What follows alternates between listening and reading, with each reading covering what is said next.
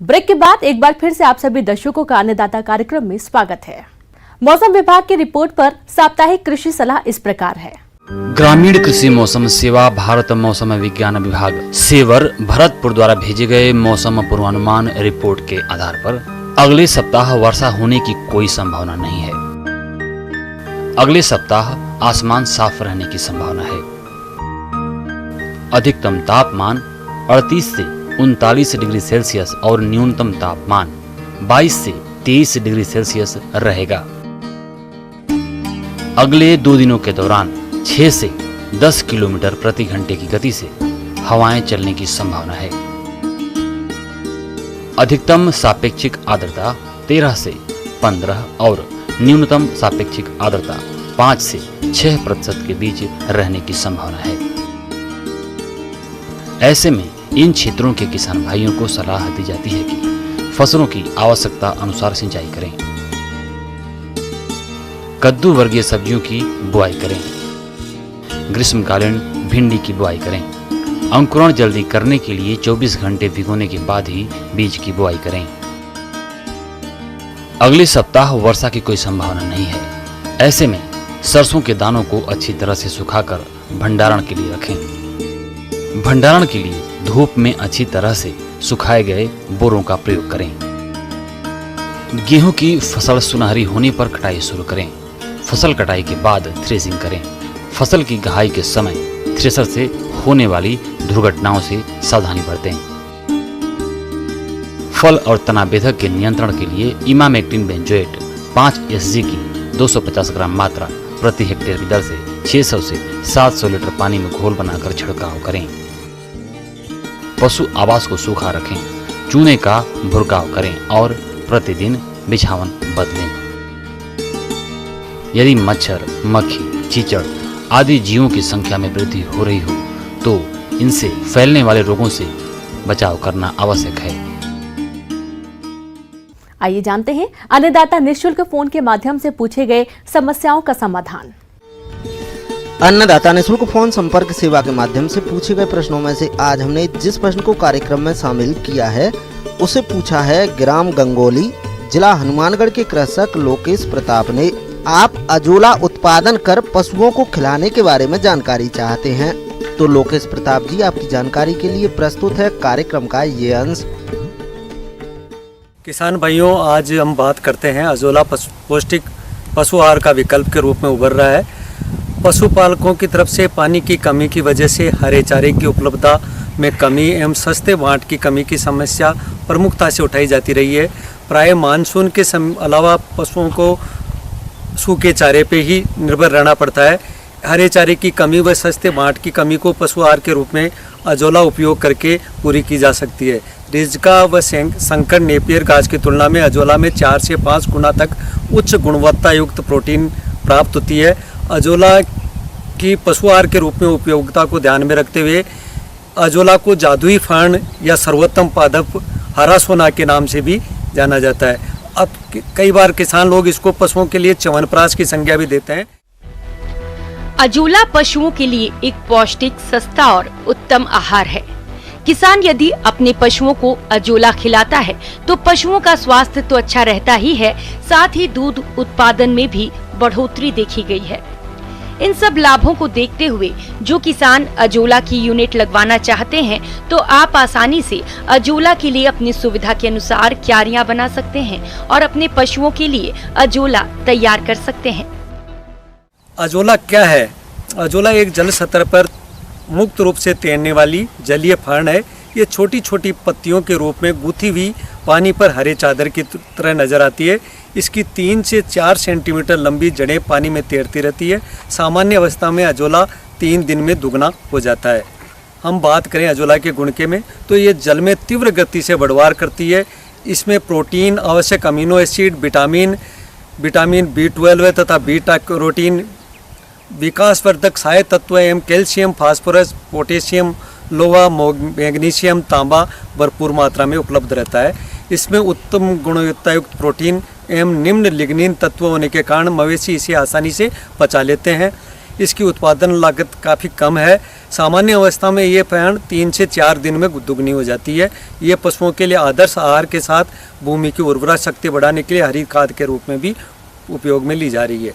किसी छायादार स्थान पर 6 मीटर लंबी एवं 1 मीटर चौड़ी और 0.3 मीटर यानी 1 फीट के करीब लगभग आकार की एक क्यारी बनाएं।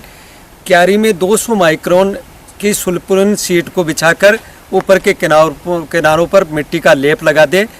सुल्फुरिन शीट की जगह हम बिछाने की जगह पशुपालक पक्का खेली का निर्माण या क्यारी तैयार कर सकते हैं।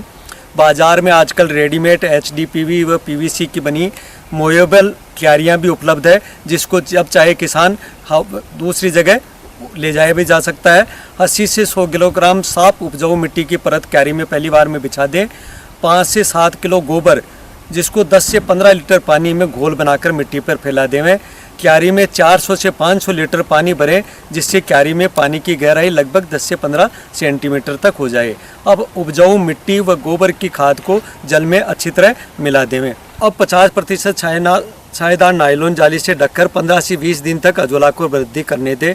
21वें दिन से अजोला औसतन 1.5 से 2 किलोग्राम अजोला प्रतिदिन प्रति क्यारी से निकाला जा सकता है।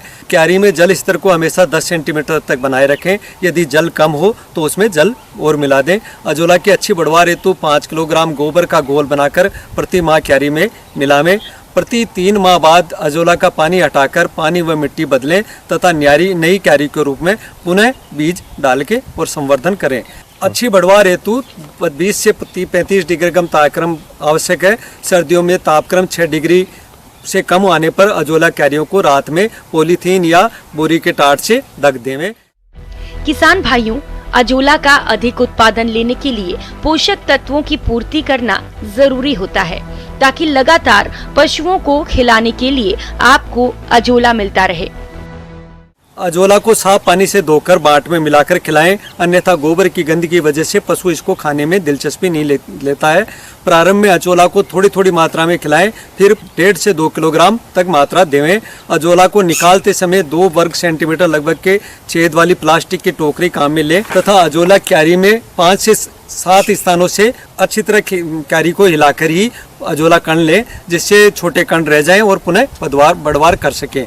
अजोला क्यारी को 50% छायादार हरी नायलॉन जाली से ढकना आवश्यक है, अन्यथा क्यारी में काई उत्पन्न होने की समस्या देखी गई है। अजोला में बढ़वार कम होने तथा काला पड़ने की स्थिति में 1 लीटर गौमूत्र प्रति सप्ताह क्यारी में मिलाएं। उपयोग 1.5 से 2 किलोग्राम ताज़ा अजोला को बाट के साथ मिलाकर दुधारू पशुओं को खिलाने से 15% तक दूध उत्पादन देखा गया है। भेड़ एवं बकरियों को कम मात्रा में यानी 150 से 200 ग्राम अजोला प्रतिदिन शारीरिक वृद्धि एवं दूध उत्पादन हेतु दिया जाना जरूरी है। मुर्गियों एवं बतख इसे बड़े चाव से खाते हैं, इसके लिए इसके खाने से शारीरिक वृद्धि एवं अंडा भार उत्पादन में भी वृद्धि होती है।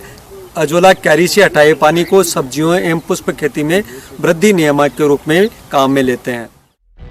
जो किसान अजोला यूनिट लगाने के लिए इसका बीज लगाना चाहते हैं या फिर इससे संबंधित जानकारी लेना चाहते हैं, तो आप अपने नजदीकी कृषि विभाग या कृषि विज्ञान केंद्र पर संपर्क करें। अजोला उत्पादन की तकनीकी जानकारी प्राप्त कर अजोला इकाई स्थापित कर अपने दुधारू पशुओं को अजोला खिलाएं, जिससे उनके स्वास्थ्य एवं दुग्ध उत्पादन में सुधार हो तथा पशुपालकों को अपने पशुओं के लिए कम लागत में उत्तम गुणवत्ता युक्त पूरक आहार मिल सके। एक नजर डालते हैं राज्य के कुछ मंडियों के प्रमुख फसलों के बाजार भाव पर।